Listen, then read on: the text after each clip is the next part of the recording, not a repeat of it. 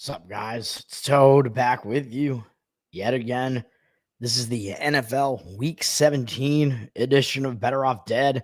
Only 1 week left in the regular season, man. It's not been a great season for me in the NFL. I feel like I start with the negative all the time, just like Carl from Who Are They podcast. What is it? Who Are These podcasts? Whatever the hell their name is. Uh, he makes fun of me. One of the things that he makes fun of is that I just start with the negative all the time. It's all negative, man. When you're having a losing year, yeah, I mean, it's all negative. The NFL has been pretty bad. I won on the Celtics tonight. Easy win on the Celtics. That line dropped a little bit. I think I laid minus 12 on that one. I think it was down to like 11 and a half. Didn't matter as they won by like 37 points. Total blowout win for the Celtics. So nice on my part there. It seemed like a lot of my leans were getting there in college football and NBA. And it looks like my college football bet might lose. I got USC +4 over there, and I don't want a USC. What's going on with that one right now? I know that Maeva or whatever like threw an interception, I think, in Texas A&M territory, and then it looked like USC was going to be able to get a go-ahead field goal to end the first half, and that didn't happen either. They missed like a 41-yard field goal. Whatever, I don't want to pay attention to it. Let's talk NFL, man. We got a lot going on. We don't have as many games to talk about because at least 3 games are already played, which I was wrong about every single one of them. Those games sucked, by the way. The first NFL Netflix games, you had the refs basically rigging the game for the Chiefs against the Steelers. I mean, what the hell was that, man? That one play where George Pickens clearly did not have his forward momentum stopped. And they're just like, no, we're going to whistle the play, Dad. A defender touched you. Stop. And he would have gotten by him. He was getting by him, and he was going to have an open lane downfield. It was probably going to be a touchdown. And instead it results in the Steelers having a punt. It's just all so ridiculous. I mean, there were a lot of plays like that. It seemed like a lot of one-sided reffing in that game. That one was probably the most egregious. That pissed me off. And then I didn't even watch my losing bet on the Houston Texans, where they didn't even score on offense, and all they did was get a safety, which actually looked like they were going to get back into the game at that point, I guess, and that didn't happen. Just ridiculous. Horrible, horrible games. I know that those games had good ratings, but I think it was just because of like the novelty of it. Like, oh, this is Christmas Day. This stuff is on Netflix now. Although, again, you should be with your family, man. Although I was with my family, but I did have the first of those games on for a little while, the Steelers game, which is why I saw some of those plays happen. But, man, both those games are awful. And then 31-2 in the other game. Horrible. And then I think it got even worse going to the Thursday night game. Thursday night, a 6-3 final. Seriously? I mean, it's insane, man. At least I got a good performance from the Seattle defense in fantasy, keeping me alive with like 16 points. And Caleb Williams finally threw an interception on like literally the last play of the game. He just chucked it up and it got picked. I'm like, all right, I'll take the extra 2 fantasy points. Thank you. And the Chicago crowd's just booing. Everything's just, oh, man, it's a mess. The Bears are a mess. I can't believe Seattle didn't score more than that. I know it was bad weather. It was like really rainy, a lot of rain in that game, but still like 6-3. I mean, that's just insane. Let's talk about the upcoming NFL games here.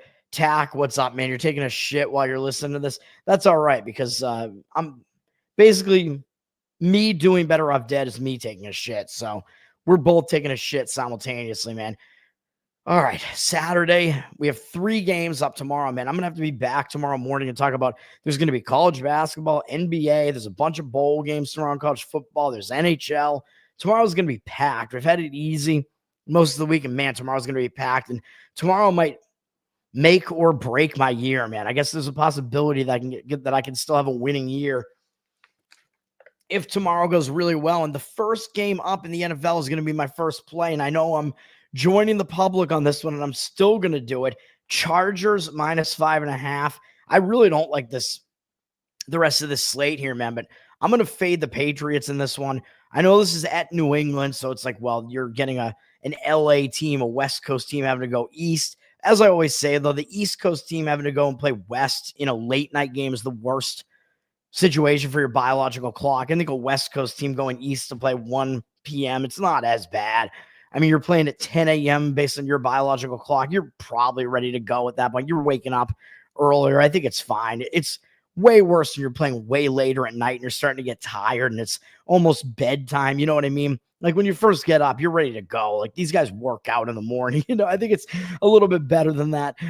Chargers also have a long week here as they played on Thursday. And I know they are coming off a big game. They beat the Denver Broncos on Thursday night. That is a big game. But the Chargers, they're still in the thick of it, man. They can't afford to be in letdown mode here because the Chargers, they're still fighting for a playoff spot, obviously. So they got to keep winning. So they don't really have the luxury of overlooking anybody. So even though they are coming off that big win, I don't think it's a letdown spot. I don't really see them looking ahead to a bad Raiders team to finish the season, even though it is a divisional matchup. This is going to be a big game. They got to be focused. They got to keep winning. And I think that extra rest is actually going to help them in this spot. And then you might say, well, this is a roofed stadium LA team, man. Like, you want them to go into the cold in New England and win this game? Yeah, I mean, true, but the weather's not going to be that bad. I mean, I'm up here right now, and it's actually going to be a little bit warm for this time of year the next couple of days. As you see here, 40 degrees. It shouldn't really be that much of an issue. I don't think the temperature is going to be much of an issue here. It's not really going to be that cold. So just a little bit on the cooler side, and with the pads and whatever, it'll be fine. So I'm not worried about that. The main thing about this game is that New England, I mean, what did they do last week? I mean, this is a New England team that obviously their season is over. I mean, yes, they're going to continue playing for Drake May, sure, because they want to try to get him some wins or whatever. But New England, what did they do last week, man? They caught Buffalo in a great spot to catch Buffalo, man. Buffalo was coming off a bunch of big wins in a row. Buffalo had beaten the Kansas City Chiefs, gone into a bye. They came out of the bye and they won a primetime snow game against the 49ers. Then they went on the road and played a barn burner against the LA Rams, which I won on the Rams in that one. Then they came back east, I think, off of that, and they had to play another barn burner. I think they went to Detroit, another huge game. So they had like back-to-back 80-something point games or something like that, where both teams scored in the 40s or whatever it was. Crazy games. They beat Detroit, I believe, coming off of that game, like win of the season, Super Bowl preview type of thing. And then they had to face a bad New England team as a 14-point favorite. I think Buffalo was just like, we're going to get in and get out of here and just whatever, just get the win. I don't think Buffalo's paying attention. New England actually was up 14-0 in this game at Buffalo. And then Buffalo finally decided, all right, we got to turn this on. And they wound up winning the game. But man, New England, they put in a big effort. And you know that if you're New England, your season is over. Like, what do you have left to play for? Well, you're going to step it up when you play Buffalo because they're the team that's dominating your division. They're one of the top teams in the conference. That's the team that you want. So New England just stepped it up and they lost by 3 as 14-point underdogs, man. And they had the lead, I think, at halftime in that game. They still had the lead in that game. So New England really put in a big effort, showed up and almost caught Buffalo in that spot and almost were able to maybe even get a win in that game. Now they're coming off of that. I know they're coming back home, but this is not even their final home game. Their final home game is next week. And who's that against? Oh, yeah, Buffalo. They hadn't played Buffalo at all this year. Now they played Buffalo 2 of the last 3 weeks, and they got this game against the Chargers mixed in there. You're coming off that huge performance against Buffalo. Are you really going to pay attention to the Chargers? I don't really think so. I don't see it. And they got the Bills again coming to their place next week. I think that's the game they're going to step up for. If they're going to step up for another one of these games, I don't really see it happening in this game. I think it's a sandwich spot. It's a Buffalo sandwich, man. I like to have me some of those sandwiches, man. Buffalo sandwich sounds pretty good to me. Buffalo chicken. So I'm gonna make that play here on the Buffalo sandwich. The Chargers are in the Buffalo sandwich here. I'm gonna get me some of that. I like that hot sauce, the buffalo sauce, some blue cheese on that shit. Give me that shit. Give me the Buffalo sandwich. Give me the Chargers -5.5, baby. Let's do it. I like it. I don't think New England has that much of a reason to show up here, and I like the Chargers needing to win these games, even though I know I a lot of times I say when a team needs to win and they're laying points, it gets a little bit dangerous because the pressure is on, but I just don't see it being the case in this one. I just think the Patriots aren't going to really show up for this one. Like last week was basically their game of the year type of thing. And this week, I don't think it matters as much. So give me the Chargers in that one, even though I am joining the public as we see here. We got Chargers down from 6 to 5.5 with juice, 85% of tickets, 82% of the cash. But I mean, market reads will get you so far, but I mean, I'm not going to fade the market read every single time, although I will do it most of the time. But in this one, Yeah, give me the Chargers. Nate, what's up, man? I know 3 NFL games on Saturday. Well, it's weird because usually you get the NFL games on Saturday. I mean, it happens after the college season ends, but I don't remember there being 3 NFL games on a Saturday combined with like 8 bowl games also being on that Saturday. Correct me if I'm wrong. I don't remember that happening before. Usually I think you get the NFL games when it's like a college football Saturday where there aren't any more college football games. Maybe I'm wrong about that. I don't know. But there's a lot of football tomorrow. It's crazy. Which of my treasure trove of hot sauces would go on that buffalo sandwich? Well, if you want it to be a buffalo sandwich, it does have to be a buffalo sauce. So, I mean, you got to limit yourself to the buffalo sauces. I mean, I'm still kind of, I know people make fun of me for it, but I'm still kind of a Hot Ones guy, man. I do actually like their buffalo sauce. Their buffalo sauce is pretty good. There's another one that I use that's, why don't I remember the name of it? Is it Primal Kitchen? Is that the name of it? It's something like that. They use like all natural ingredients. They make a nice buffalo sauce that I like to throw on some like buffalo chicken that I'm going to throw into a salad or something like that. I might be wrong about that. It's something kitchen. I think it's Primal Kitchen. You can figure that out if I'm getting that wrong. It's I use them as like salad dressings almost, but they have a buffalo sauce that works pretty well. So that one's pretty good as well. And I know everybody goes with Frank's Red Hot as the standard, which, I mean, Frank's Red Hot, it is what it is. I don't hate it, but I mean, that's your very common one. Yeah, Primal Kitchen. Yeah, that's kind of my recommendation there on the buffalo sauce. It's not too spicy, but it's got good flavor. So yeah, I do like that one. And you're avoiding the soy, whatever it is, the seed oils there. They're not using that shit in their shit, as far as I remember. So Primal Kitchen, baby. The next game up is Broncos Bengals tomorrow. That's the 4:30 p.m. Eastern. So all these games are all spaced out, so I'm assuming they're all nationally televised. I actually think some of these games are on Netflix again. I think the Chargers Patriots is on Netflix. Whatever. I mean, I don't know. Broncos Bengals. This is actually a big game with a lot of playoff implications. Bengals are sitting at 3.5. It looks like it's creeped down a little bit to 3.5 even money. 73% of tickets, 74% of cash on the Bengals. Public is still coming in on the Bengals, man. The public is always going to come in on the team that they perceive to be the better offense. Well, it's not even just perception. I mean, we know the Bengals have the better offense, obviously. They have one of the best offenses in the NFL. Joe Burrow is like putting up ridiculous numbers this season. The reason why the Bengals don't have a winning record is their defense is one of the worst defenses in the NFL, and you do have to take that into account.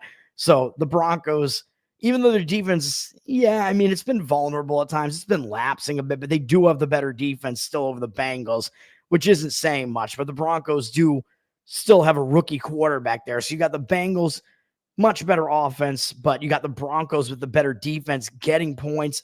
This is a tough read as far as the side is concerned, man. Both teams have got to show up in this game. I think the pressure is a little bit more on Cincinnati because Cincinnati, I believe they have to win out. And I think maybe they might need help too. I'm not sure. So got to figure that out because Cincinnati, I think, yeah.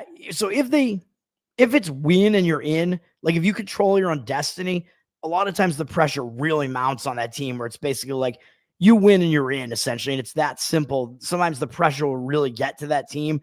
Whereas and I'll talk about this with Miami in a little bit.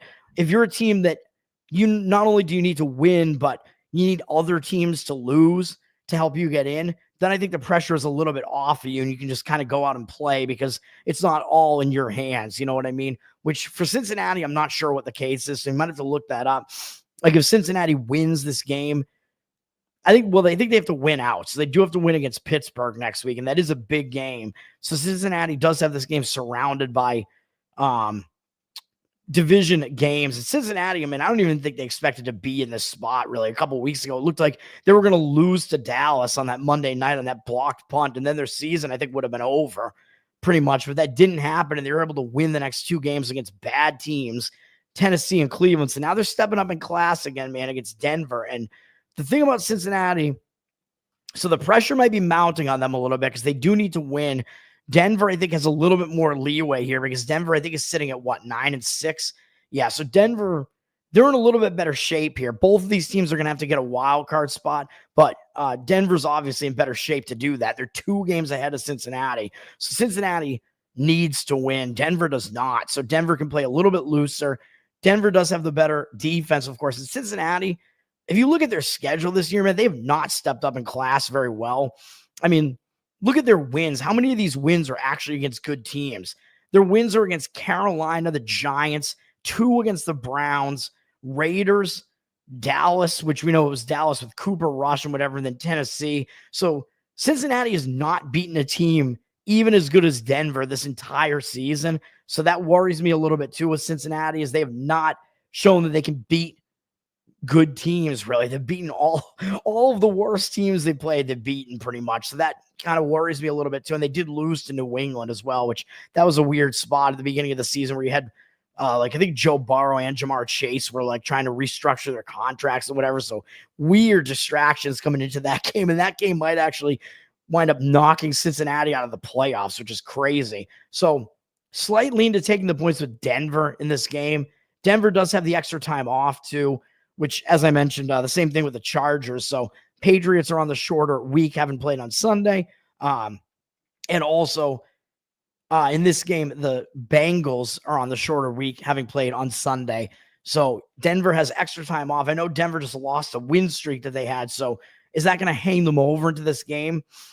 I'm not really so sure about that.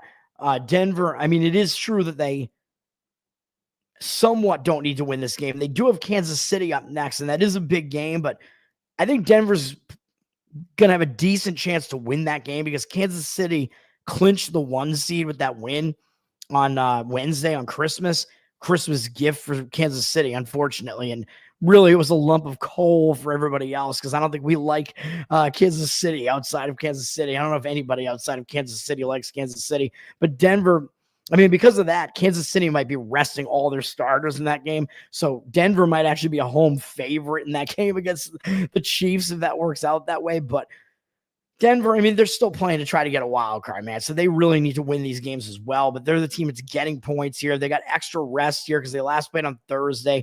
They did lose that game. Lean would be to Denver slightly in that game, but I like the over better than the side in this one. The total is up from 47.5 to 50. But if it doesn't get to 51, if you're getting a number lower than 51, I still think the over might be worth a shot here. Maybe I'm not going to do it myself, but I wouldn't hate it. 83% of tickets, 85% of the cash on the over. So it looks like maybe a little bit of money's coming in on the over. And again, with the Cincinnati Bengals, I don't think you ever want to try to look to an under. I think it's either you play an over or you pass the game because this is a high-powered offense, and I think they'll be able to put up points against the Broncos. The Broncos, I think their defense isn't quite as good as they looked early in the season. And the Bengals, we know how bad their defense is, one of the worst. So the Broncos should be able to score in this game as well. So an over, I think, definitely makes sense in this game as well. But I will be staying away from this one. Burrow for MVP, catching 45. What's up, man? Burrow, that's not going to happen because they're not a winning team. So even if Burrow has the best quarterback stats, he's still not going to win MVP because the MVP is always going to be it's almost always going to be a quarterback, and it's almost always going to be a quarterback on a team that's winning. So again, you're looking at Pat Mahomes, even though I don't even think his numbers are that great this year, but it's probably going to be either him or Lamar Jackson for the most part. I don't even know if anybody else is really even in the running. Josh Allen, I guess, is probably in the running as well. So one of those three probably is going to be it, right? I haven't looked at the odds. I don't really follow the MVP odds, but I believe it will probably be one of those three. And then we have a night game tomorrow as well, which is a divisional matchup, Cardinals-Rams. Rams, this line, so this 3.5 was actually the look-ahead line. So this line was 3.5 before last week's games were played. And just based on last week's results, the line is now 6.5. And it looks like it's going to hit 7 just because the Cardinals got eliminated from the playoffs and because the Rams won again. So now the line is up to 7. 86% of tickets, 88% of the cash on the Rams. I don't know about that cash percentage being higher than the ticket percentage, but I think what we do know is that the Rams are going to be very public. The Rams, you're not going to be finding any value on the Rams. The line that's moved 3.5 points based on 1 week of results for no other reason That's just what happened. There are no injuries here, really. So it's all just based on the Cardinals got eliminated. So I think the odds makers are basically like, well, we think the Cardinals are going to be in a dream crusher, but I disagree. Yes, the Cardinals are eliminated, but that means the Cardinals can just come out and play loose, man. And the Rams are still fighting to win their division, man. The Rams, if they're going to get into the playoffs, they got to win their division. That's going to be the only way. I don't think they're going to be able to get a wild card here the way the NFC is shaping up. They can certainly win the division. They're ahead in the division right now, although Seattle just won. So the Rams may have a little bit of pressure on them, man, because they are fighting for that division. But the Cardinals, like I said, they'll be able to just come out with no pressure. And when you have a team that's eliminated like the Cardinals, what are the games they're going to step up for? Primetime games, like isolated games at night that are on primetime on national TV that everybody's going to be watching, and divisional games. And this is both. So I think the Cardinals are going to show up in this game for those reasons. They can play spoiler against a division rival, the Rams. So I like the Cardinals plus the points, especially if it gets to 7. I don't think I'm actually going to wind up playing this game, but that is the way that I lean in this game. I like the Cardinals side in this one for those reasons. I mean, I know I've tried to go against the Rams a couple weeks in a row to my own detriment after I played them against Buffalo. This Rams team has definitely started turning it on. And the last couple of weeks, their defense actually hasn't sucked either, even though their defense has been pretty bad all year. So I think maybe we're looking at some misleading results there as far as that's concerned. Like, I expect the Rams defense is going to take a little bit of a step back here. And who do the Rams have next, by the way? Oh, yeah, they have Seattle, the team that they're fighting for the division here. So I think if the Rams lose this game and they fall to 9-7, Seattle already played this week. So the Rams will be 9-7, tie with Seattle. The Rams already beat Seattle once. So the division really is going to come down to next week, right? So as far as the Rams losing this game, I don't even think they need to win this game. It's all going to come down to that game against Seattle next week. Although I guess if the Rams win this game, they'll clinch the division, I guess. So that's the reason why they'll show up. If they lose, then they have to beat Seattle. If they win, they're going to be in the playoffs. They got the division. So it's one of those scenarios where it's you win and you're in for the Rams. So I think that's a little bit of added pressure on the Rams for that reason too. So for that reason, I also like Arizona. And we did see what happened the first time these two teams played this year, Rams at Arizona. But I know the Rams, this is a game where I played Arizona because the Rams are coming off a really tough game against Detroit. They were looking for playoff revenge. They almost got it. And then they had the 49ers up next, and the 49ers are still a fairly intact team just without Christian McCaffrey. But that was a sandwich spot, man. It was a second straight road game. It was a sandwich spot, but this game was not even misleading. Arizona dominated this game, dude. I mean, they outgained the Rams by over 200-something yards, 240 yards. Out first down them by 10, outpossessed them by 13, almost 14 minutes. Nothing misleading about this game, man. Arizona completely wrecked them. And Arizona really does not have a lot of injuries here. Like, they're going to have their full team in this game, and I think they're going to want to win this game. Although, of course, the Rams, they were without Puka Nacua in this game. Nacua was hurt, and I think Kupp actually got hurt in this game as well. So the Rams, yeah, I know they were missing some of their key players on offense, but even so, you think if those guys were playing, do you think they would have won this game? No, they would not have won this game. So I don't know if it's a matchup thing or whatever. Maybe the Cardinals have a little bit of a matchup edge against the Rams here. I don't know. But that does mean it is in-season revenge for the Rams, though. So the Rams probably going to remember getting embarrassed by Arizona the first time, although it was on the road. It wasn't at home for them, but they'll still probably want to show up for that reason. But again, I think both teams are going to show up in this game, and the line is certainly not giving you any value on the side of the Rams. So once again, I like Arizona plus the points in that one. You think Josh Allen should be MVP? I mean, I wouldn't really disagree with you. I mean, I might go with Lamar Jackson. Josh Allen, although Josh Allen, I mean, maybe I should go with Josh Allen because he really does not have that great a surrounding cast there. I mean, who does he have surrounding him on the Bills? I mean, I know they're going to Amari Cooper like midway through the season, but they really don't have a great rushing attack. They lost their top 2 wide receivers they had last year in Diggs and Davis. So you might be right about that. I mean, Josh Allen, I mean, he basically – not only is he not taking a step back, he might even be better this year than he was last year. So that's crazy. So I might not disagree with you on that one. All right, we get to Sunday's games here. Am I going to go through every one of these games again, just like I did the last few weeks? I mean, maybe, I guess. I mean, they're only 10 games left. Maybe I'll try to quick hit these so this doesn't become a hugely long video. But my Indianapolis Colts are up from 6.5 to 8 now on the road against the Giants. They're public, 86% of tickets, 93% of the cash. So it looks like the money might actually be coming in on the Colts side. I mean, I'm not going to touch this game. I mean, this game is almost untouchable, but the Giants, they look like they're basically tanking at this point for the number one pick.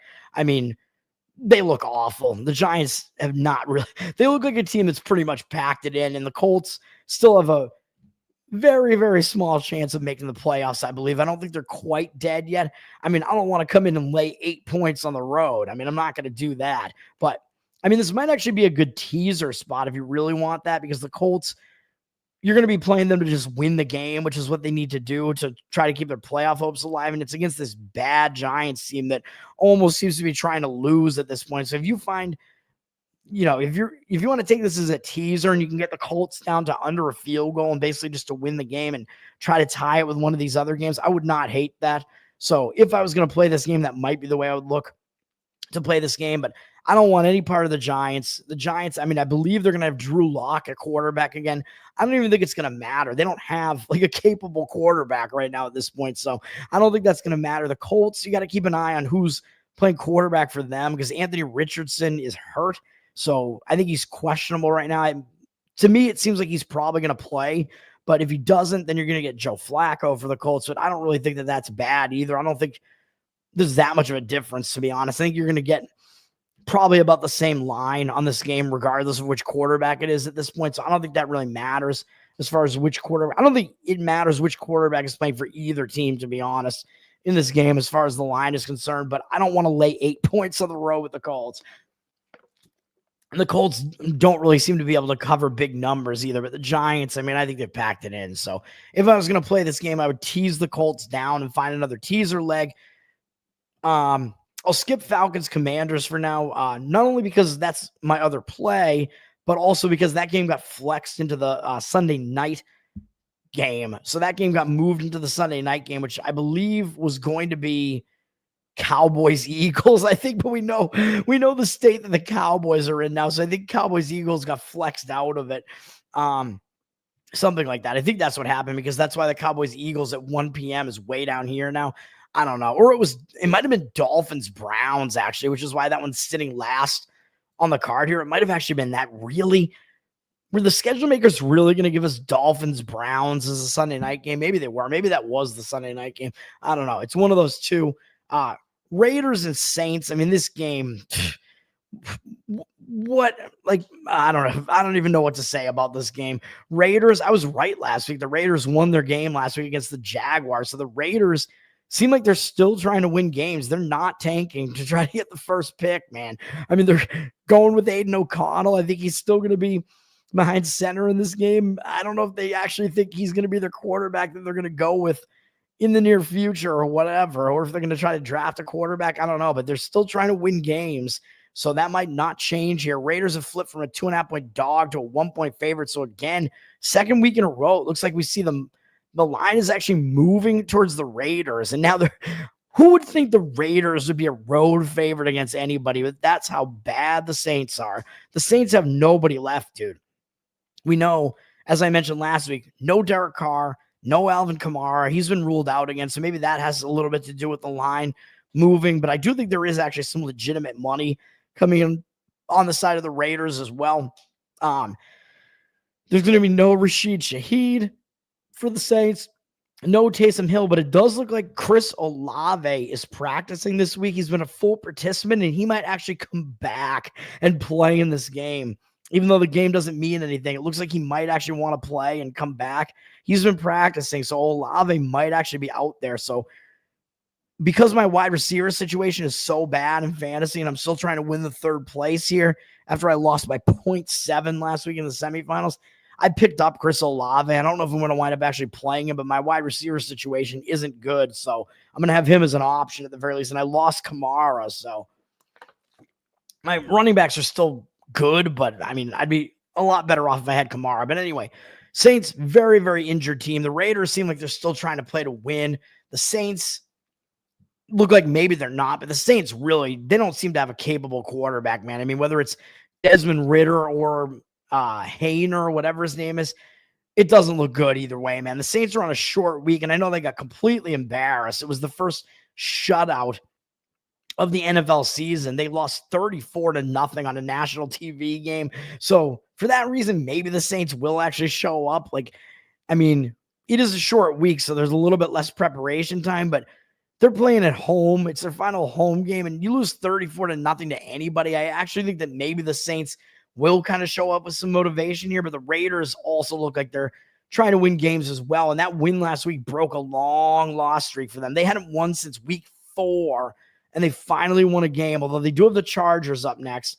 So it is possible the Raiders might be looking ahead a little bit to that game. So I don't know if I actually agree with the way the line is kind of flipped on this. I might actually agree with grabbing the Saints in this one. And they do have 70% of the cash, 59% of the tickets on them. But I mean, I'm not going to put my money on this game, obviously, with two teams that you can't really figure out if they even want to be there. Yeah, I think Olave, full participant in practice this week. You can correct me if I'm wrong about that. I was surprised too. I saw that come across the news feed there, and I'm like, well, it was at the same time that Kamara was like ruled definitively out this week. So I was like, I need to pick somebody up in fantasy. And I already have 3 good running backs anyway. So I'm like, I need more wide receivers. So I'm like, I'm going to pick up Kamara and just see what's going to happen here. See if he practices again, and we'll see what happens coming into Sunday. I mean, and you think Raiders Saints is bad? I mean, I don't know which one of these games is worse, but we also have Titans Jaguars. Jaguars sitting at a 1-point favorite. It really hasn't moved. 74% of tickets, 81% of the cash on the Titans. The public hates the Jaguars, man. And I mean, they do have reason to hate them. I mean, the Jaguars just lost to the Raiders. The Jaguars have Mac Jones out there. They did win against the Titans on the road. So that means this is a road revenge spot now for the Jaguars. So, or for the Titans.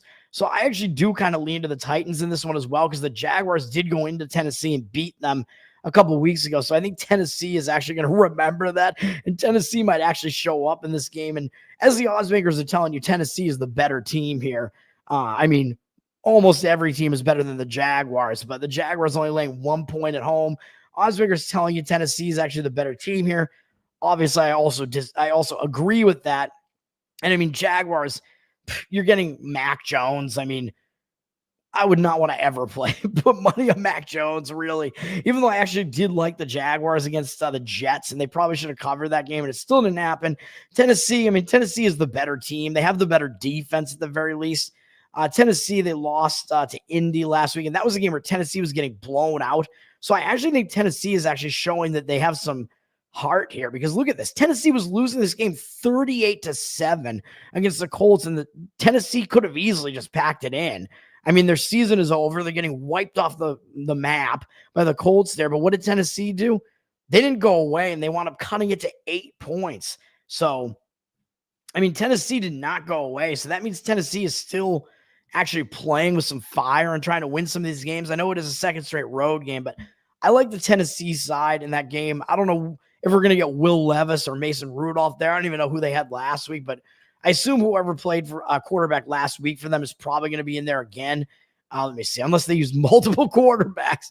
No, it was Mason Rudolph. He threw 3 interceptions. So, I mean, that's if you have him or Will Levis, they're going to be throwing a ton of interceptions. So I don't know if that really matters, but they'll probably go with Mason Rudolph again in this game, I would imagine. But they did actually, like I said, they showed heart, and they still continue to play. So, I mean, that is what happened in that game. Jets, Bills. I mean, the Bills are sitting at a 10-point favorite. 81% of tickets, 91% of cash on the Bills. I mean, the Bills, they're trying to wrap up the 2 seed. Kansas City has already clinched the 1 seed. The Bills, I think all they need to do is win one of the remaining 2 games, though, and they'll clinch the 2 seed. But probably they should do it now, because they probably don't want to have to go to New England and do it, even though they should win both of these games. But I mean, obviously the home game is going to be the easier of the two, even though it is against the Jets, who are probably still a little bit better than the Patriots. As the odds makers are telling you, this is a 10-point spread here, whereas Buffalo hosting New England was 14. So the odds makers are telling you the Jets are 4 points better than New England. But Buffalo, I think because they didn't show up really in that game, they almost potentially could have lost that game against New England. I think Buffalo might show up in this game, and it is their final home game. They're trying to get that 2 seed wrapped up there. So Buffalo may actually show up in this one. The Jets, I mean, sure, if they're going to show up for any of these games, it is going to be a game against Buffalo, right? I mean, the Jets, they do have actually 2 divisional games left against Buffalo and Miami. So the Jets, I mean, they have still been playing competitive in every game. So I think the Jets have not really packed it in. So I do think the Jets are going to show up for this game as well. It's just a matter of, can they even compete with Buffalo? And they did actually in their first game. They only lost by 3, and I actually lost money on that. I actually played the Jets in that game, and I think it was around a pick 'em price, and the Jets had chances to win that game. But now, I mean, the tables have turned, obviously, and we know that the Jets aren't as good as we even thought they were back then. So I don't know. I mean, the line at 10 probably seems like it's a little bit too high. So I'm not going to come in and lay those points with Buffalo, but both these teams actually have reason to show up in this game. So it's a tough read for me in this one. So I will not be touching this game. But I got to figure out who I'm going to pick in that game, and Pigskin pick them though, which, I mean, I don't even know who I'm going to pick in that game. I mean, if the Jets are going to have reason to show up against divisional rivals like this, even if the Jets are eliminated, which they are obviously, but the Bills, again, they didn't play well last week and they're still trying to clinch the 2 seeds. So they have reason to show up as well. A lot of times when you think both teams are going to show up and play, you kind of want to look to the better team, but the value is just not there, laying the 10 points. So I won't be able to do that. Panthers, Buccaneers.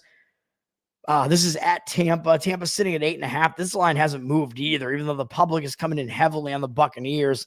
Odds makers are kind of just letting it sit there. And I mean, maybe this, I don't know, man. If you think that this might be the game that you would want to tease with Indy, if you're going to tease Indy down, you could tease the Buccaneers down to below 3, but actually, I might actually tease the Packers up. I'll get to that Packers-Vikings game in a minute, but maybe those would make sense as teaser legs. Either one of those, I mean, they're in the number range for a long teaser, right? Because you just want a number that's going to go through all the key numbers of 7, 4, and 3. So you want to get above a touchdown down to below a field goal, essentially, or below a field goal up to above a touchdown on an underdog. So that's how those teasers work. But it's not actually a Wong right now on the Vikings-Packers. On the Packers side, you need the Packers to be plus 1.5, which maybe there are some out there, and then you could Wong it. Buccaneers, 82% of tickets, 89% of the cash on Tampa. So certainly they're public. But again, the line hasn't moved, which kind of just tells me the odds makers are fine with taking the Buccaneers money. So odds makers seem to think that the Panthers may have a decent shot to cover the spread. And I mean, the Panthers, they've been showing up in these games, man. They've been playing pretty competitively.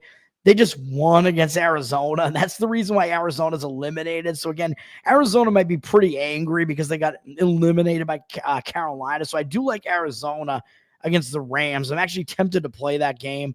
I don't know if I'm going to add that game as a play, but it is tempting. And Carolina, yeah, I mean, they're going on the road. They played pretty competitively, but they played competitively at home against Tampa a couple of weeks ago. But Tampa might also remember that and not take Carolina unseriously this time. So I could see this game going both ways, man. I mean, Carolina, they're showing up and playing pretty competitively every week. Tampa, I mean, they need to show up as well because Tampa is tied with Atlanta right now and have lost a tiebreaker to Atlanta. So Tampa is still trying to win this division, the NFC South. So both of these teams I think are going to show up in this game. Tampa would be showing up for that reason. So this is a tough read. Although sometimes, I mean, as I just said with the Bills, if you do have a team you have 2 teams that are going to show up, you kind of want to look to the better team, and that is Tampa. And Tampa does have a little bit more reason to show up. But then again, the pressure might be on Tampa because they really do need to win these games, whereas Carolina can kind of just play loose. And if you're Carolina, you do want to come in and try to win a game against a divisional rival like this. And it is road reversal revenge, at least. So Carolina lost the first game at home to Tampa. Now they get to go face them on the road. So a lot of times it does make sense to look for that road divisional underdog in the second matchup if that road divisional underdog lost the first game at home to that team. So again, that one's a tough read as well. Packers Vikings is one of the best games on the slate, man, if not the best. Maybe it is the best. This is a huge game. The Vikings are sitting at a 1-point favorite up to 1 with juice. 59% of the cash, 61%, or 59% of tickets, 61% of the cash on Green Bay, though, which to me, I think the public might be coming in on the Vikings side here because the Vikings have the better record. I mean, the Vikings are hyped right now. The Vikings already won at Green Bay, but all of that puts me on the Packers side. I like the Packers in this game. The odds makers are telling you the Packers are the better team as the Vikings are not getting a full home field here. They probably should get about 3 for home field, and this line is not 3. As you can see, it's 1. So odds makers are actually telling you the Packers are the better of these two teams. I do agree with that. I mean, Minnesota, they're still fighting to potentially even get a 1 seed in the NFC. I mean, they've won a bunch of games in a row, including winning at Green Bay way back. Or no, actually, they had a loss mixed in there, 2 losses mixed in there. So both of these teams also have decent-looking losses. I mean, Minnesota's losses are to Detroit and then the Rams on the road, which I played the Rams in that game. It was a bad spot for Minnesota having to go out on a short week on a Thursday night off of a close game against Detroit. So bad spot. They got caught in that game. But Minnesota, again, I think Minnesota's just not as good, man. They played a pretty weak schedule otherwise. I mean, yeah, they beat San Francisco back when San Francisco was still whole. They clobbered Houston. But Houston doesn't really look that good. They played Green Bay, but let's look at what happened in this game against Green Bay, man. They went into Green Bay and they beat them, but this was the first game with Jordan Love back. If you remember, Jordan Love was injured.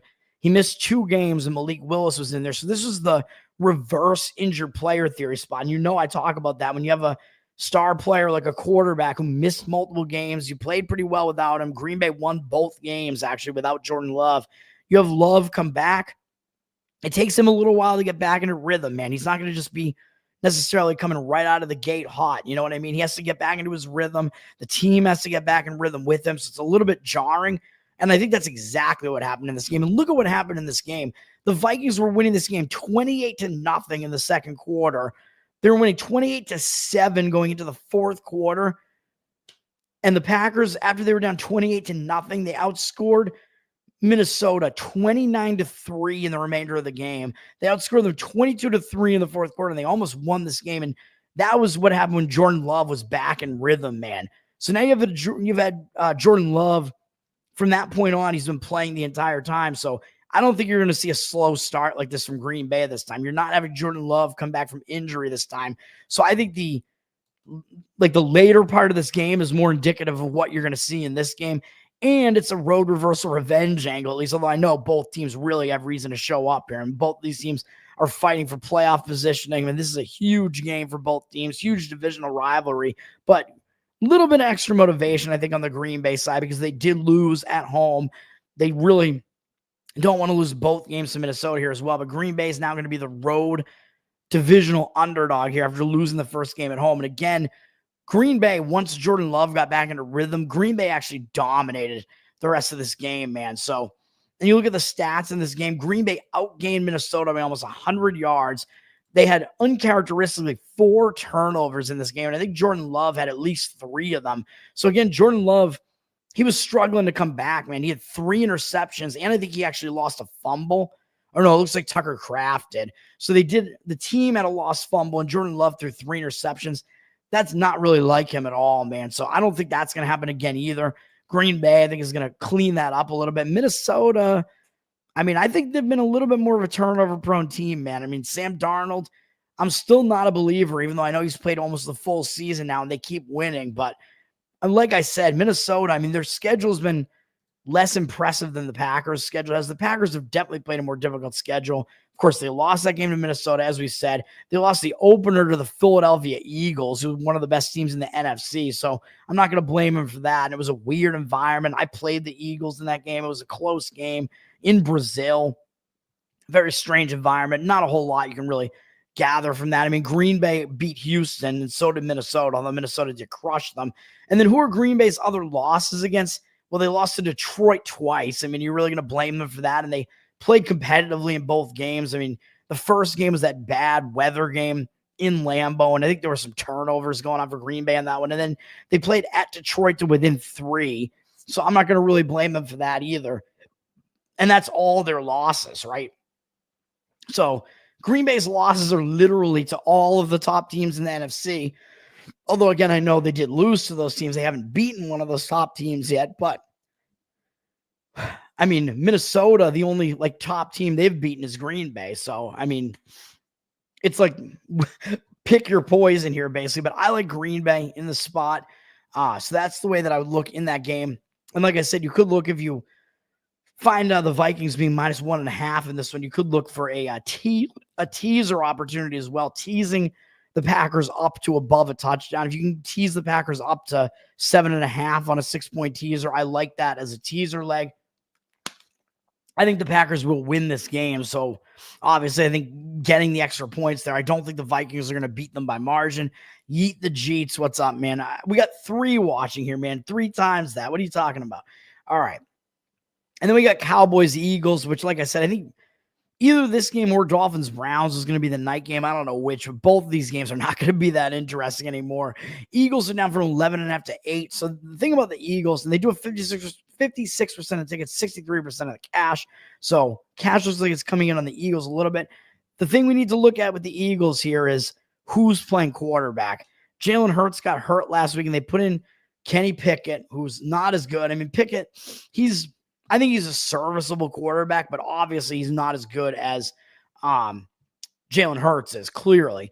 And as I tweeted out, I mean, with Kenny Pickett, he's a white guy, so you're not going to be able to tush push that guy, man, because white guys ain't got no ass. So you're not going to be able to tush push him. And by the way, with tush pushes, Rutgers in their bowl game against Kansas State last night, Rutgers did a fake tush push and got a touchdown on it. Oh, man. I don't know. The tush push is just wild. But Philadelphia, they're coming off a loss now to Washington. I mean, they're probably a little bit angry about that. Philadelphia, I mean, they're still playing to try to get the 1 seed, I think, which is still possible with 2 games left. With I don't think Detroit has wrapped it up yet, right? So Philadelphia is still playing for playoff positioning at the very least. And because of that loss to Washington, I actually don't know how the tiebreakers are going to fall. Like if Philadelphia happens to lose 2 games, which that's not going to happen, though. They're not going to lose at home to Dallas and the Giants. But this looks like a bounce back spot to me for Philadelphia coming off that loss to Washington. So, yeah, I mean, I might lean to the Eagles in this one a little bit. Again, you got to pay attention to, is Jalen Hurts going to be back or not? It looks like because the line's down a little bit, it looks like probably not. So it looks like Jalen Hurts is out for this game. I mean, it makes sense that the Eagles wouldn't want to rush him back, even though they are fighting for a playoff spot. They don't really want to get him even more injured than he already is. So I think Philadelphia, they think they can probably beat Dallas without him anyway. So they'll probably go without him and hope that they win this game. Philadelphia did go into Dallas and absolutely annihilate them, though, that was Cooper Rush's first game of the season. It was not his first game with Dallas, but since then, Dallas has actually played a little bit better with Cooper Rush, man. So Cooper Rush, he's not that bad. He played for Dallas like last year, I think, or 2 years ago. He played like 5 games for them and went 4-1. So Cooper Rush actually isn't that bad with them. He's actually 4-2, I think, with them this year. So that's not even that bad. You're 4-3, I guess. So that's not even that bad either. So Cooper Rush, I mean, overall, not horrible with Dallas. But again, Dallas is coming off a big win, man, against Tampa. That was a nice big primetime win. Dallas stepped it up and tried to play spoiler and may have spoiled Tampa's chances. The Tampa's not eliminated yet, but that was a nice big win for Dallas. As you can see here, it looks like CeeDee Lamb is now going to be out for the rest of the season. I think he's injured. It looks like a shoulder injury, and they don't want to mess him up any further, so they have no reason to play him, obviously. I mean, Dallas' season is over, but, of course, Dallas is still going to try to show up for a game against the Eagles. I mean, they hate the Eagles. This is a huge rivalry here, and, of course, Dallas got annihilated by the Eagles at home in Cooper Rush's first game. So Dallas, I expect to show up in this game as well. It's one of those road reversal revenge angles too, where they're getting a bunch of points on the road against a team that totally embarrassed them at home. So in this case, man, it's a tough one. Because, I mean, for all of that being said, I might slightly lean to taking the points of the Cowboys. But then for the Eagles, it's going to be an injured player theory spot because this is going to be the first game where Hurts doesn't start the game. Pickett is going to start the game, and they just lost the last game. So I think the Eagles are going to want to show up and step it up, man, in Hurts's absence here. So I expect the Eagles to actually show up focused in this game as well. So it's a very tough read in this game. Both teams have reason to show up. So maybe that means you should be slightly looking to the Eagles side. Again, very difficult read in that one, which, again, is why I'm not playing that game. Red Rocket 2.0, you think he's out for vengeance? Yeah, he's 9-4 as a starter. He's lost twice to the Eagles. I think that is all accurate. Yeah, I mean, what did I say? I think he's, yeah, at least this year and the previous year that he played, which I think was 2 years ago. Like I said, I think he was he's a combined 8-4 over those games. So I guess maybe he had one other win somewhere. I don't know. Or maybe I'm missing a game. Maybe I'm not doing the math. I don't know. Whatever the case is. Again, it's a tough read in that one. And then we got Dolphins Browns, which I think was supposed to be the night game. As I said, it was one of these two games. I guess Dolphins Browns is supposed to be the night game. Thankfully, that got flexed out, and we're getting a battle of rookie quarterbacks, at least in the night game, which I'll talk about in a minute because I have a play in that one. Dolphins are up from 3 to 6.5 for no real reason. I mean, the look ahead in this game was 3. So really this line has moved up just because the Browns continue to look awful and because the Dolphins need to win. So that's really the reason why this line has moved way up. So I don't think you're finding any value on the Dolphins at this point. They are public, 78% of tickets, only 63% of the cash on them. So it looks like less of the cash than the tickets. Dolphins are public. And again, like I said, I think there's no line value on the Dolphins. So even if the spot might make sense for the Dolphins, it looks like you're laying 3.5 extra points than you really should be laying here. So I don't love that. You know, I don't love laying extra points. I don't like doing that when there's no value to be had, or when the line looks like it's so skewed in that one direction. And it is because the Dolphins are still alive technically, but they're in a situation where they don't control their own destiny. They need to win both games. They need to win out at Cleveland and at the Jets, and they need help. They need some other teams to lose. So that's the only way Miami's going to get into the playoffs. So on the one hand, I think that might mean that Miami can show up and play loose here because they know that it's not a win and you're in situation, but they still do need to win. So the pressure is still on, and you're still asking them to lay that many points on the road. So, I mean, obviously, I'm not going to do it. They're coming off a nice win over the 49ers. I mean, they're still trying to fight to get into the playoffs here. Obviously, like I said, Cleveland doesn't really have a whole lot to play for, though. Cleveland has really been a mess. And for whatever reason, I don't know why, I do know why, but I complained about it. Stefanski last week decided to bench Jameis Winston and go with DTR, Dorian Thompson-Robinson. Come on, man. We know which one of these quarterbacks is the better quarterback. Jameis Winston, he's got a way better arm. Yeah, I know he throws interceptions, but Dorian Thompson-Robinson, he threw 2 picks last week. He was 20 for 34 for 157 yards. He was awful in this game. Way worse than Jameis Winston. I complain about it because I have Jerry Jeudy in fantasy, and DTR doesn't give you any chance there, man. At least Winston comes in and he lights it up while he's throwing interceptions.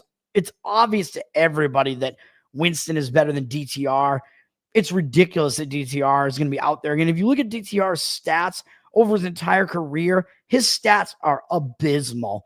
He's made, I don't know how many starts he's made, but over his entire career, I think he has somewhere in the neighborhood of like a 3.4 average yards per pass, which is horrifically low. It's unbelievable. No NFL quarterback should have a stat like that.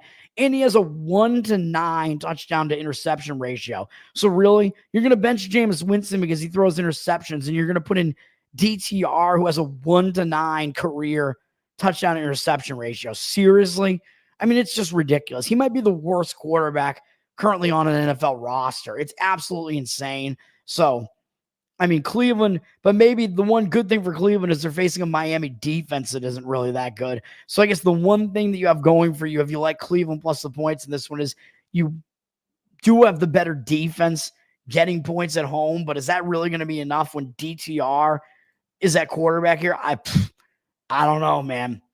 I mean, maybe they'll be able to put up some points against this Miami defense here that isn't that good, but I don't really know, man. Yes, this is Cleveland's final home game, but Cleveland does also finish the season against Baltimore, and that might be the game that they actually have their sights set on. They could actually beat Baltimore twice this year, and you've seen what Cleveland has done this year, man. Outside of winning against Jacksonville, which I actually won on that game way back. The only other games they've won this year were against Baltimore and Pittsburgh. So Cleveland steps up against those two teams, and it seems like in some of these other games, they really don't.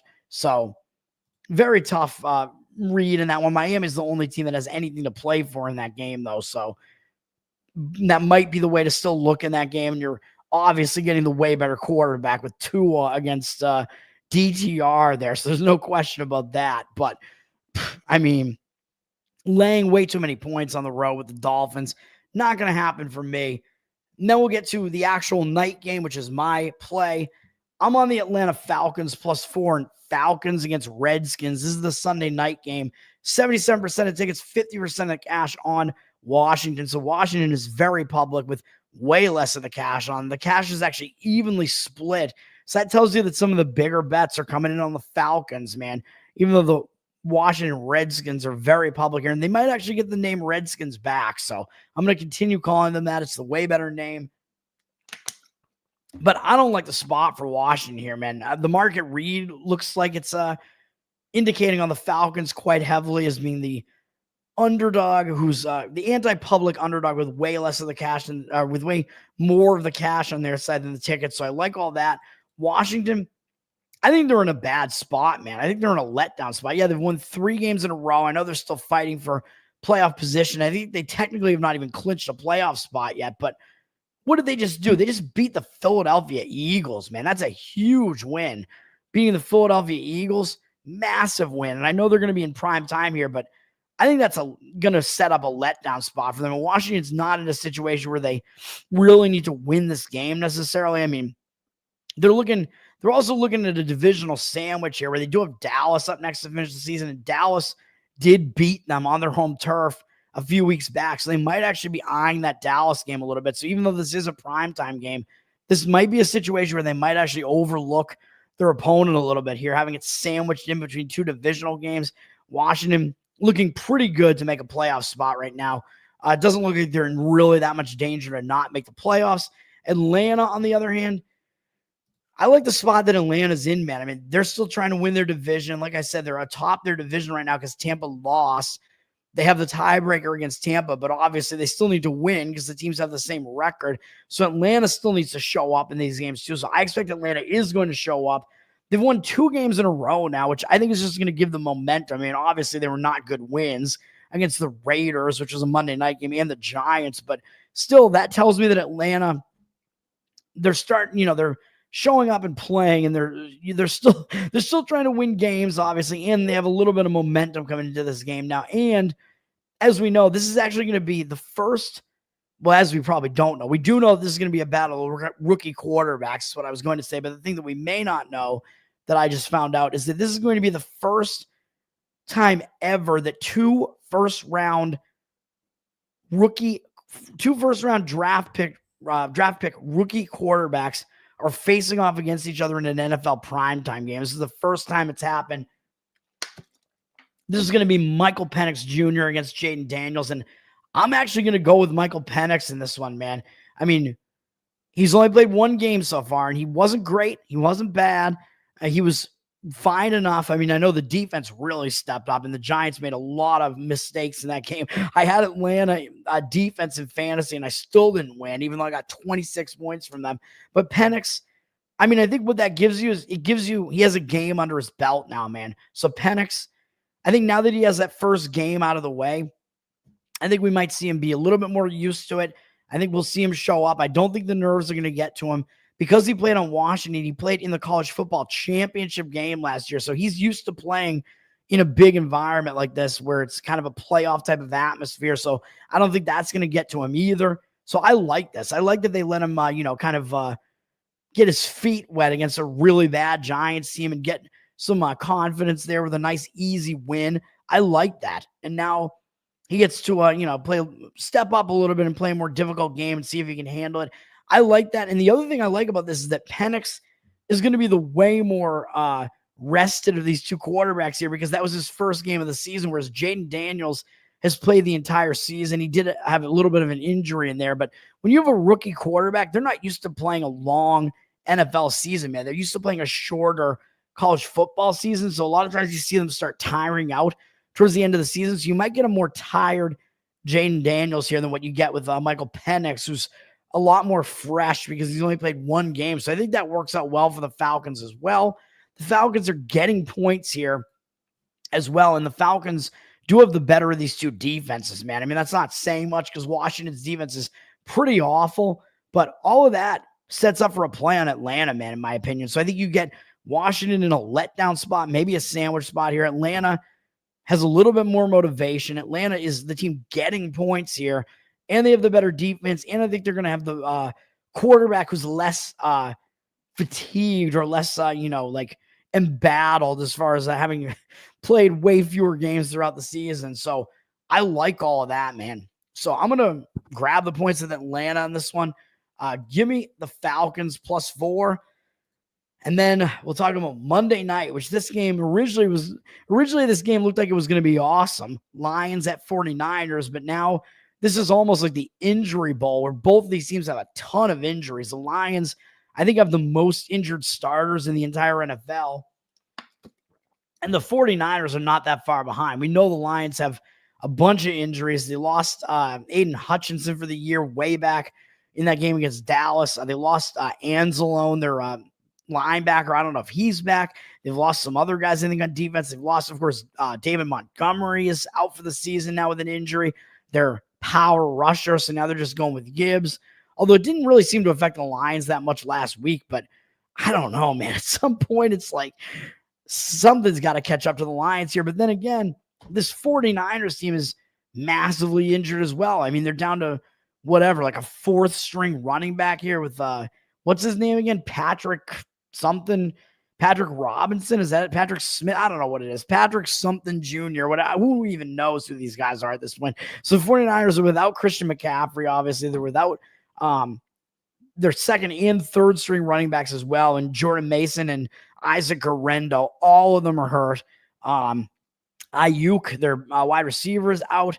I think Deebo Samuel is not hurt. I think he might be playing, but still, I mean, this 49ers team is just massively beaten up, man. Both of these teams are. And the 49ers, they look like they're really not showing up that much for games at this point, man. Although I know they're hosting Monday night against Detroit.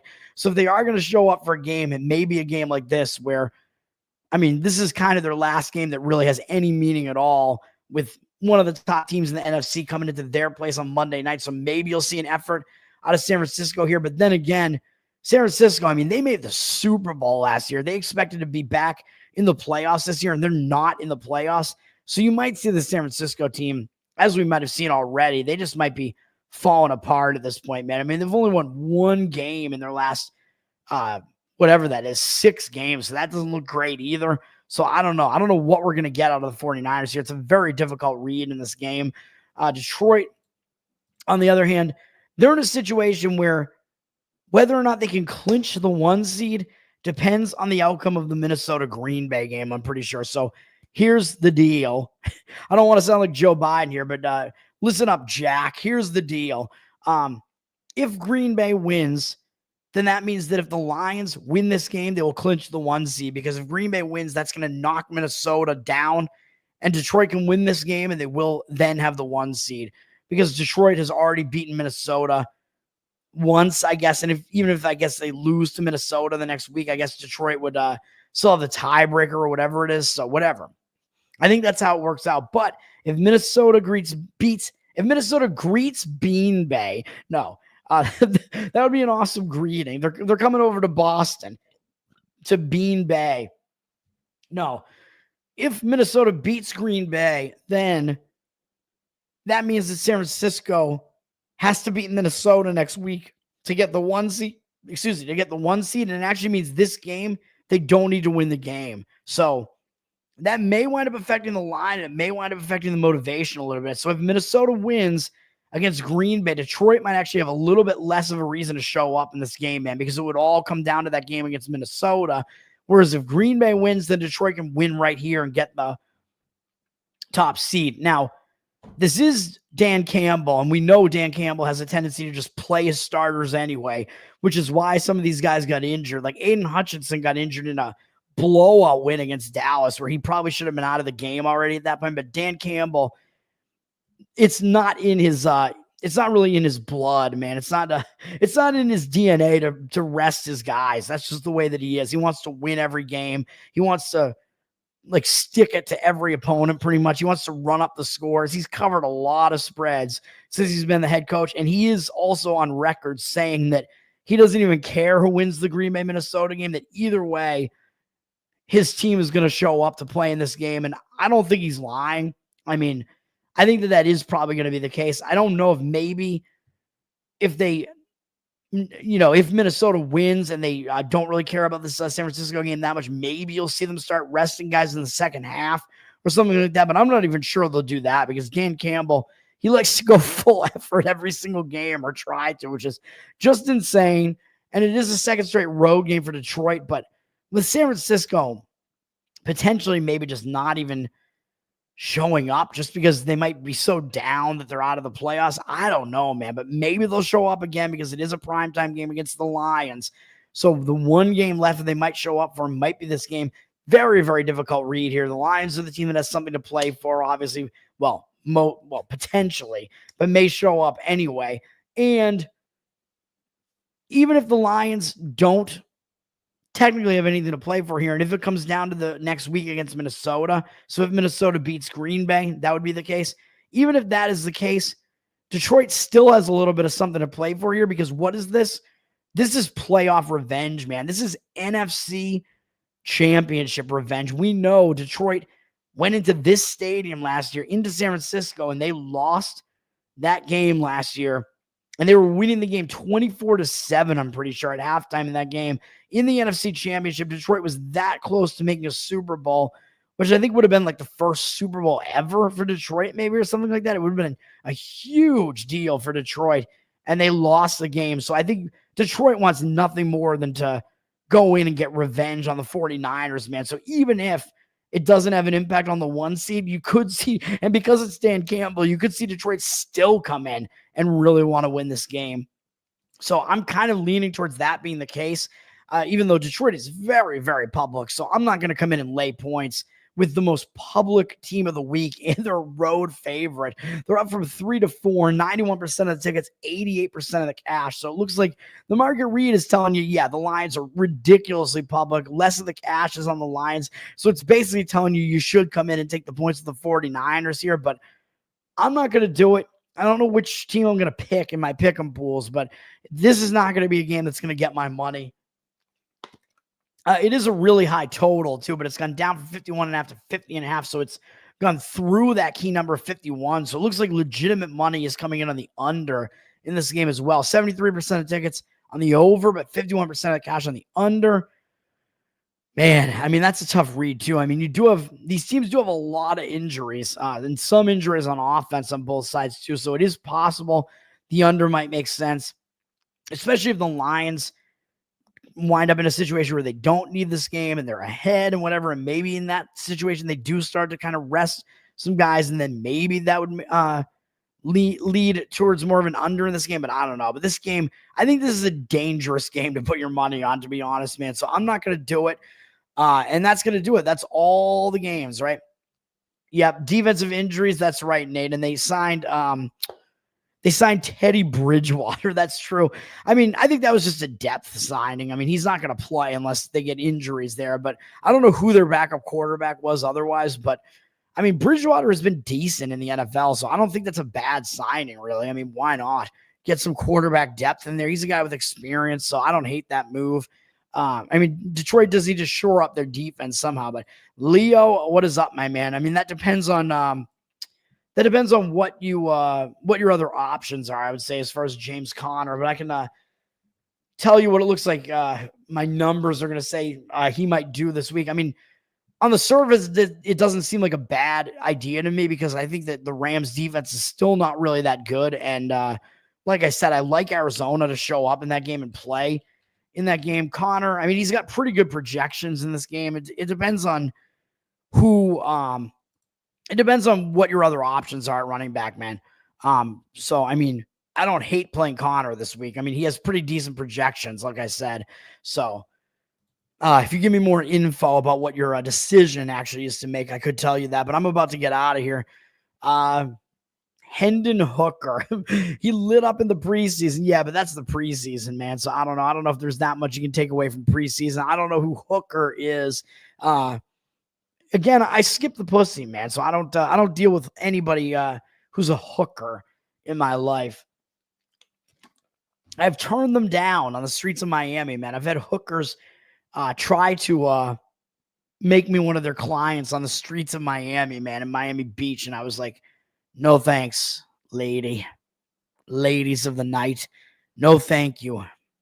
And they did happen to be thick black women too, by the way. So not really my style, but if you're into that, I mean, I don't know. I'm more of a white supremacist as far as that's concerned. So give me the white ladies.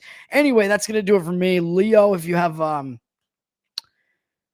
other information about what your decision is there at James Conner, either throw it in the chat in the next like minute or so, or you can DM me on Twitter, Tower Gang Toad, and I'll try to answer that question there. And yeah, I think that's going to do it otherwise, man. Tower Gang Toad on Twitter. Follow the Tower Gang podcast. We just had an episode tonight. Our Christmas week, we decided to do Friday night. Patreon.com/Tower Gang. You get bonus content. You get live pre-show, post-show. Tonight was another fun episode, man. I think it was another banger of an episode. So you can go check that out. Patreon.com/Tower Gang for all that. Live pre-show, live post-show. You get to hang out with us in Telegram. Submit to the mailbag. And as I always try to shout out, but I think I forgot to shout it out last week on the NFL show, flapper.net, FLAPPR.net, the world's finest smut blog. You can go check them out. They're running a Milkers of the Year award, which is coming down the stretch here. And we need to figure out who the winners are on that or whatever. And I've been running betting odds for it and whatever. And we're determining basically who the most famous Milkers of the Year have been as far as hot women who have like put themselves out there in a public way, basically famous hot women. So obviously we like that. We like the hot ladies. So that is what Flapper talks about, hot ladies. They do talk about sports. They do talk about football. They have NFL posts as well on their blog. And they talk about like politics a little bit from like a more conservative perspective, I would say. And they have a YouTube where they do like politics, history. They do all of these things, man. So check them out as well. Tower Gang and Flapper. That's going to do it for me. Tower Gang Toad once again. Peace out, guys. Thanks for hanging out. And once again, my two plays in the NFL are the Chargers -5.5, Falcons +4, and that is it. And if I was going to throw any other games on that, like I said, I do like the Cardinals plus the points +7, and I like the Green Bay Packers +1.5 or whatever. Those might be the next strongest leans that I have, just kind of remembering what I had there from memory. That's going to be it, man. Peace out, guys.